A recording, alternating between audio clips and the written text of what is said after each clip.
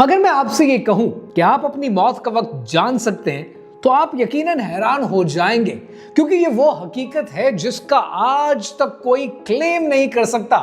لیکن کیا آپ کو پتا ہے کہ دنیا میں ایک ایسی کتاب بھی ہے جو آپ کو آپ کی موت کا وقت بتاتی ہے، جنوں پر قابو دلواتی ہے، جنوں کی دنیا میں انٹری کرواتی ہے، اس پورٹل کے ساتھ جوڑ دیتی ہے اور آپ کو ایک ایسی زبان سکھاتی ہے جو شاید اس دنیا کی زبان نہیں ہے۔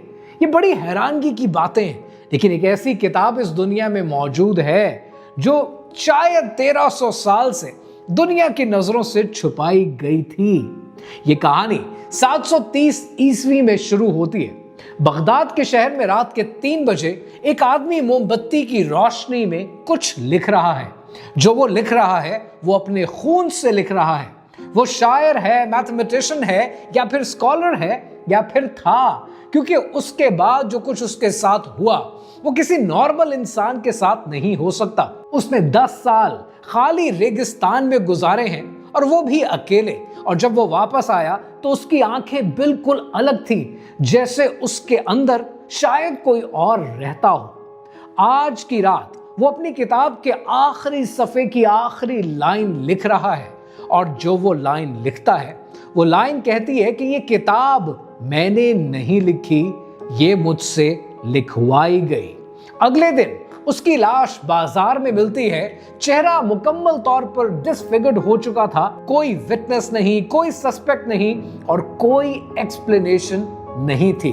یہ 730 عیسوی کی بات ہے، لیکن جو کتاب اس نے لکھی وہ آج بھی ایگزسٹ کرتی ہے، اور آج سمجھنے کی کوشش کریں گے کہ اس کتاب کے وہ 4 کلیمز کیا ہیں، اور اس کتاب کا تعلق ہماری زندگیوں سے کیوں ہے، اور کیوں 1300 سال سے اس کتاب کو چھپایا گیا۔ ایک ایسی کتاب جو آپ کو آپ کی موت کا وقت بتاتی ہے، جو جنوں پر قابو دلواتی ہے، جو جنوں کی دنیا کو آپ کی دنیا کے ساتھ جوڑتی ہے، دروازہ دکھاتی ہے، اور ایک ایسی زبان سکھاتی ہے جو اس دنیا کی نہیں ہے۔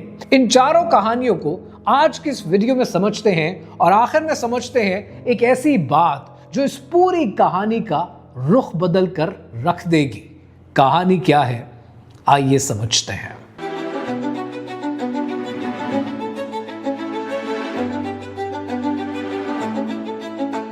یہ کہانی شروع ہوتی ہے 8ویں صدی عیسوی میں ایک ایسے انسان سے کہ جس کا نام ہے عبد الحضرت۔ یمن کا رہنے والا ہے اور خود کو ایک میڈ عرب کہتا ہے، لیکن یہ ٹائٹل بڑا مسلیڈنگ ٹائٹل تھا، کیونکہ وہ پاگل نہیں تھا، وہ ٹرین تھا۔ دمشق کی ریسٹرکٹڈ لائبریریز تک اس کا ایکسس تھا۔ وہ ٹیکسٹ جو نارمل لوگوں تک نہیں پہنچتا تھا وہ اس نے پڑھ رکھا تھا۔ Grimoires, pre Islamic rituals, ancient planetary charts, وہ سب کچھ پڑھ چکا تھا جو ایک عام آدمی پڑھنے کی سکت رکھتا تھا۔ پھر اس نے ڈیسائیڈ کیا کہ اگلا قدم لینا چاہیے، اور اگلا قدم صرف کتابوں سے حاصل نہیں ہوگا۔ اس نے فیصلہ کیا اور وہ چل پڑا رب الخالی کی طرف۔ دی ایمٹی کوارٹرز، سعودی عربیہ اور یونائٹڈ عرب ایمریٹس کے بیچ وہ خالی اور بہت بڑا ریگستان جسے عرب روایات میں جنوں کا گھر کہا جاتا ہے۔ سورہ الرحمن میں اللہ سبحانہ و تعالیٰ نے ارشاد فرمایا، جس کا مفہوم ہے، اور اس نے جنوں کو آگ کے بے دھوئے شعلے سے پیدا کیا۔ جن ریل ہیں، حقیقت میں ایگزسٹ کرتے ہیں، قرآن کنفرم کر چکا ہے۔ عرب ٹریڈیشنز کے مطابق رب الخالی جنوں کی ڈاکیومنٹڈ ٹیریٹری میں سے ایک ہے۔ وہ 10 سال وہاں رہا، اکیلا رہا، اور جب وہ واپس آیا اس کی آنکھیں پرماننٹلی ڈائلیٹڈ تھی، جیسے کسی ڈر کے مارے انسان کی آنکھیں فریز ہو جاتی ہیں، بالکل اس طرح اس کی آنکھیں تھیں۔ وہ جب بولتا تھا تو ایسا لگتا تھا جیسے اس کی زبان سے کوئی اور بول رہا ہو، اور جب رات پڑتی تھی تو رات کو بنا رکے وہ لکھتا جاتا تھا، اور جو کچھ وہ لکھ رہا تھا وہ اس کی کتاب تھی، اور اس کتاب کا نام ہے کتاب العزیف۔ وہ کتاب جس میں اس نے وہ سب کچھ لکھا جو شاید اس نے دیکھ لیا تھا۔ عزیف عربی زبان کا لفظ ہے، اس آواز کو کہتے ہیں عربی میں جو جن ریگستان میں، صحرا میں رات کے وقت نکالا کرتے ہیں۔ انہوں نے الحضرت کو جلایا انہوں نے اس کو مٹا دیا۔ الحضرت کو پبلکلی ایگزیکیوٹ کیا گیا۔ اس کی موت کے آفیشل ریکارڈ دیکھیں تو اس میں لکھا ہے torn apart by invisible forces in a crowded marketplace۔ لیکن سوال ہے، اور سوال یہ ہے کہ انہوں نے اسے کیوں جلایا؟ اس کے پاس ان کے ایسے کیا راز تھے کہ اس کا زندہ رہنا خطرے سے خالی نہیں تھا؟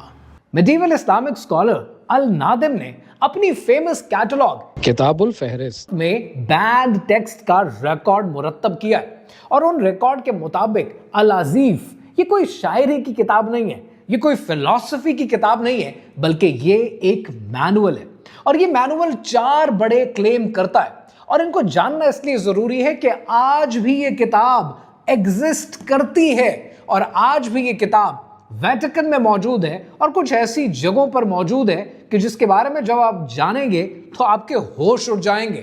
پہلے بات کرتے ہیں کہ اس کتاب کے 4 بڑے کلیمز کون سے ہیں۔ یہ کتاب کلیم کرتی ہے کہ اسلام کے مطابق اللہ سبحانہ و تعالیٰ کے تو 99 نام ہیں جس کو ہم اسماء الحسنہ کہتے ہیں، اوتھینٹیکیٹڈ ہیں، ویریفائڈ ہیں، قرآنک ہیں، لیکن کتاب العزیف یہ کلیم کرتی ہے کہ اللہ سبحانہ و تعالیٰ کا نعوذ باللہ ایک 100واں نام بھی ہے، اور وہ نام اس کتاب میں لکھا ہے۔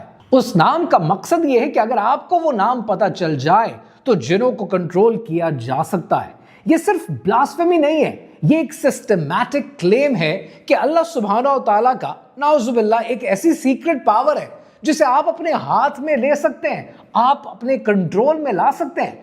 سورہ الاخلاص میں اللہ سبحانہ و تعالیٰ نے ارشاد فرمایا، جس کا مفہوم ہے کہ کہو اللہ ہے، اللہ ایک ہے، اللہ بے نیاز ہے، نہ اس نے کسی کو جنا اور نہ وہ کسی سے جنا گیا، اور نہ کوئی اس کا ہمسر ہے۔ اللہ کا کوئی سیکرٹ نام نہیں ہے جسے لوگ ایکسپلوئٹ کر سکے۔ یہ کلیم ڈائریکٹلی توحید کو چیلنج کرتا ہے۔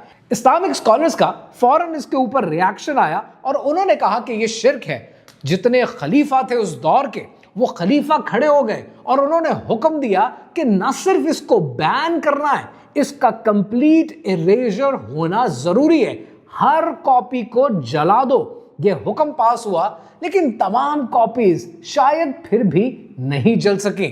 اب سمجھتے ہیں اس کتاب کا دوسرا کلیم۔ کتاب میں ایک پورا سیکشن ہے جس میں ایکسپلین کیا جاتا ہے کہ تمہاری موت کی تاریخ کون سی ہے۔ اسپیسیفک پلانیٹری الائنمنٹس ہیں، اسپیسیفک کیلکولیشنز ہیں جو بتاتی ہیں کہ کوئی بھی انسان کب مرے گا۔ اب آپ سوچ رہے ہوں گے کہ یہ تو ایسٹرالوجی ہے، بہت لوگ کر رہے ہیں، بہت سے لوگ کرتے ہیں، لیکن یہاں ایک فرق ہے، یہ صرف پریڈکشنز نہیں کرتی ہے، یہ فارمولا دیتی ہے، اور اس کتاب میں فارمولا لکھا ہوا ہے کہ تم اپنی موت کا وقت بدل بھی سکتے ہو، اور تم کسی اور کی موت کا وقت بھی بدل سکتے ہو۔ اب یہاں پر ایک چیز سمجھنی بہت ضروری ہے۔ سورہ لقمان میں اللہ سبحانہ و تعالیٰ نے ارشاد فرمایا، جس کا مفہوم ہے کہ کوئی جان نہیں جانتی کہ وہ کل کیا کمائے گی، اور بے شک اللہ کے پاس قیامت کے وقت کا علم ہے۔ کوئی جان نہیں جانتی کہ وہ کس سرزمین میں مرے گی۔ موت کا علم صرف اللہ سبحانہ و تعالیٰ کے پاس ہے۔ کوئی فارمولا، کوئی کتاب، کوئی کیلکولیشن کوئی نہیں جانتا۔ ایک کتاب جو کلیم کرتی ہے کہ وہ اللہ کی ایکسکلوسیو نالج رکھتی ہے، یہ ڈائریکٹ کفر ہے، اور اسکالرز نے اس کو ایگزیکٹلی ایسا ہی سمجھا ہے۔ اب بات کرتے ہیں اس کتاب میں موجود تیسرے کلیم کی۔ کتاب میں کچھ اسپیسیفک لوکیشنز کا ذکر ہے، ریئل پلیسز ہیں میپس کے ساتھ، جن کو کتاب کہتی ہے کہ یہ وہ جگہ جہاں پر ہماری دنیا اور جنوں کی دنیا کے درمیان کا پردہ باریک ہو جاتا ہے۔ میڈیول اسکالرز جو اس کتاب کو پڑھنے کے بعد زندہ بچے تھے، انہوں نے صرف اتنا لکھا ہے کہ کیا کرو، کب کرو، کیا کہو تاکہ وہ دروازہ کھل جائے۔ یہ صرف تھیوری نہیں ہے، یہ ایک ہاؤ ٹو گائیڈ کی طرح کام کرتی ہے۔ یہاں پر ایک سوال ہے، جب قیامت قریب ہوگی، اور یہ بات آپ آلریڈی جانتے ہیں، تب جنوں کی دنیا اور ہماری دنیا کے بیچ کا پردہ کم ہو جائے گا، باریک ہو جائے گا، اور پینیٹریشن بڑھے گی، اور وہی طاقتیں، وہی شیطانی طاقتیں دجال کا ساتھ نبھائیں گی۔ تو سوال یہ ہے کہ ایک عام انسان کو، آپ کی طرح، میری طرح، جو سمپل اپنا کام کرتا ہے، روزی کماتا ہے، بیوی بچوں کو پالتا ہے، اس کو ضرورت کیا ہے؟ اس کو کیا ضرورت ہے کہ وہ اس پردے کو باریک کرنے کے بارے میں سوچے گا بھی؟ That's why اس کتاب کو پڑھنا یا اس کتاب کے بارے میں جاننا is something that you should never opt for۔ اس کتاب کا ایک چوتھا کلیم بھی ہے، اور وہ کلیم کیا ہے کہ اس کتاب کا ایک کمپلیٹ سیکشن ہے جو انکینٹیشنز تھا، یعنی منتر تھا۔ عرب اسکالرز نے اسے ایگزامن کیا، گریک اسکالرز نے دیکھا، پرشین اسکالرز نے دیکھا، سب نے مل کر دیکھا، اور سب نے ایک ہی بات رپورٹ کی کہ نہ تو یہ عربی ہے، نہ یہ ہیبریو ہے، نہ یہ ایرامک ہے، نہ یہ گریک ہے، یہ کوئی بھی نون ہیومن لینگویج نہیں ہے، یہ کسی بھی انسانی زبان جیسی زبان نہیں ہے، کمپلیٹ ایلین اسکرپٹ ہے۔ کچھ اسکالرز نے اس کو پڑھنے کی کوشش بھی کی، اور کچھ دن کے بعد ان کا دماغ خراب ہو گیا، دماغ نے کام کرنا بند کر دیا پرماننٹلی۔ آپ سوچ رہے ہوں گے کہ یہ سب متھ لگ رہا ہے، اور آنیسٹلی یہی وہ سوچتے ہیں جو لوگ سرفیس لیول تک چیزوں کو دیکھتے ہیں، جو لوگ گہرائی میں جاتے ہیں، جو ایکچولی میڈیول اسلامک اسکالرشپ پڑھتے ہیں، جو النادم اور ابن خلدون کو پڑھتے ہیں، وہ جانتے ہیں کہ یہ ریفرنسز ڈاکیومنٹڈ ہیں۔ الازیف کو صرف بین نہیں کیا گیا تھا، اس کو مٹانے کا حکم دیا گیا تھا، کیونکہ جو علم اس میں تھا اس میں سے اکثر کچھ علم کبھی نہ کبھی کام کرتا تھا۔ ہر چیز ہر وقت کام نہیں کرتی تھی، لیکن یہ چیز لوگوں کو شرک کی طرف لے جاتی تھی، اور وہ کیسے کام کرتی تھی اس کے بارے میں کمپلیٹ پروفز خود ریئل کیسز میں موجود ہیں، اور یہ کورٹ کے ایویڈنسز ہیں، تھیوری نہیں ہے۔ پہلے ان کیسز کو سمجھنے کی کوشش کرتے ہیں۔ 20 نومبر سن 1996 یونائٹڈ اسٹیٹس آف امریکہ کی ریاست فلوریڈا میں نعومی روتھ کوئن اور رچرڈ وینڈوف، دو پیرنٹس، اپنے گھر میں بروٹلی مرڈرڈ ہوئے۔ ویپن تھا کروبار، اور کلرز تھے ایک teenage vampire cult. Court میں ایک ڈیٹیل سامنے آئی جس نے سب کچھ ایکسپلین کر دیا کہ اس کلٹ نے اپنے ریچولز میں نیکرونومیکون یوز کیا تھا، یعنی جو کتاب العزیف کی ویسٹرن ٹرانسلیشن ہے۔ وہ کیا ڈھونڈ رہے تھے؟ کلیم نمبر 3 آف دا بک، یعنی وہ دروازے جو ہماری دنیا کو جنوں کی دنیا کے بیچ میں جوڑتے ہیں اور باریک ہو جاتے ہیں، وہ انکانٹیشنز یعنی منتر جو دروازے کھولتے ہیں۔ انہوں نے سوچا تھا کہ وہ کنٹرول میں ہیں، انہوں نے سوچا کہ وہ سمارٹ ہیں۔ 2 لوگ مر گئے، کلٹ کو عمر قید کی سزا ہو گئی، اور دروازہ وہ کبھی نہیں کھلا۔